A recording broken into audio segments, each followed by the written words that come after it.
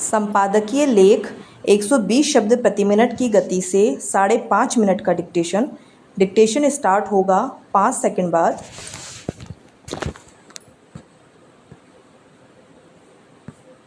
Start. Bharat में FIFA विश्व cup के लिए उपयुक्त ब्रॉडकास्टिंग पार्टनर ढूंढने में हुई कठिनाइयों पर पहले ही काफ़ी कुछ लिखा जा चुका है। आखिरकार कुछ दिन पहले ही फीफा के साथ जी के 8 साल के करार की घोषणा हो पाई। हालांकि इसकी कीमत 2022 और 2018 में चुकाई गई रकम से कम रही। इसके पीछे कई कारण हैं जिन पर ध्यान देने की ज़रूरत है। पैरा। फीफा को इतनी कठिनाई क्यों हुई और कीमतें कम क्यों रही? पहला कारण यह है कि अब टूर्नामेंट में 48 टीमें हैं, यानी शुरुआती दौर के बहुत से मुकाबले भारतीय बाजार के लिए उतने रुचिकर नहीं होंगे। वास्तव में इनमें से कई सारी टीमों को भारतीय फुटबॉल प्रशंसक फॉलो तक नहीं करते।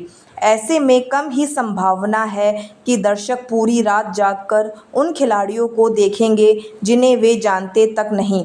मैचों के देर रात में होने से भी कम ही ब्रांड उनसे जुड़ना चाहेंगे। ऐसे में ब्रॉडकास्टर्स इस उत्पाद के लिए कीमतें कम रखने को मजबूर हैं। पैरा। दूसरा कारण यह है कि फुटबॉल विश्व कप का समय इंग्लैंड में होने वाले महिला T20 विश्व कप और उसके बाद भारत इंग्लैंड के T20 और 50 ओवरों वाले व्हाइट बॉल मुकाबलों से टकरा रहा है।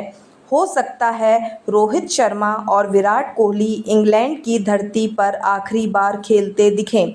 ऐसे में भारतीय दर्शकों के लिए उन्हें देखना ज़्यादा रुचिकर होगा।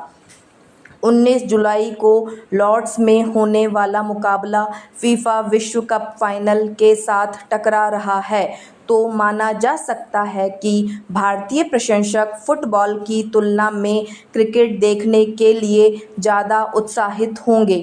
इसमें यदि विंबलडन को भी जोड़ दें तो तय है कि फुटबॉल विश्व कप को कड़ी प्रतिस्पर्धा का सामना करना पड़ेगा। पैरा।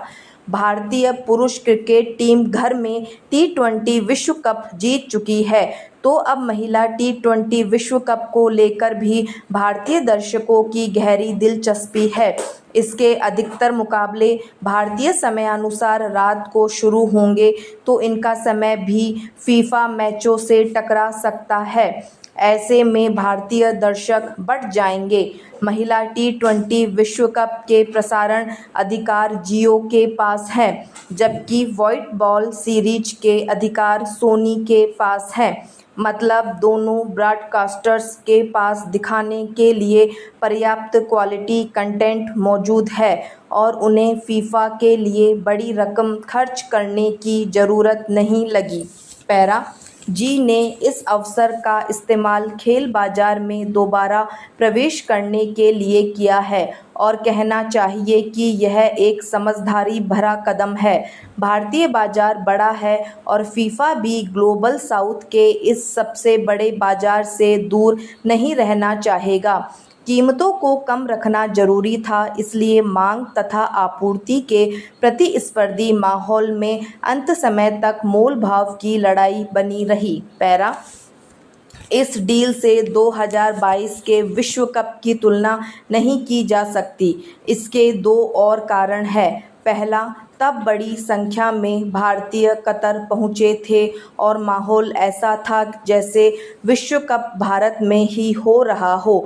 दूसरा, तब सभी स्टेडियम 1 घंटे की दूरी पर थे, तो एक दिन में कई मैच देख पाना संभव था। समय का अंतर भी ऐसा था कि भारतीय दर्शक लगभग सभी मैच प्राइम टाइम में देख सकते थे। वर्तमान परिदृश्य की तुलना करते वक्त इन तमाम फैक्टर्स को ध्यान में रखा जाना चाहिए। पैरा। लेकिन विश्व कप की ब्रॉडकास्ट डील भारत में फुटबॉल की स्थिति को भी दर्शाती है। फिलहाल भारतीय फुटबॉल बेहद ख़राब दौर से गुजर रहा है और हमारे पास बीते 2 वर्षों में चर्चा करने लायक कुछ भी नहीं रहा है। अखिल भारतीय फुटबॉल महासंघ इंडियन सुपर लीग को पटरी पर लाने के लिए लंबे समय से संघर्ष कर रहा है। आज भी यह स्पष्ट नहीं कि अगले वर्ष क्या होगा। ब्रॉडकास्ट पार्टनरों ने अभी तक कोई डील नहीं की है और कई क्लब प्रस्तावित व्यवस्था के विरोध में हैं। पैरा कुछ समय पहले फुटबॉल में भारत की रैंकिंग 99वें स्थान पर थी, लेकिन आज हम 140 से भी निचले पायदान पर है। हालांकि महिला फुटबॉल में सुधार दिख रहा है और अंडर 17 AFC एशियन कप का प्रदर्शन भी शानदार रहा, लेकिन भारत के पुरुष फुटबॉल को एक नई ऑक्सीजन की ज़रूरत है। डिक्टेशन समाप्त।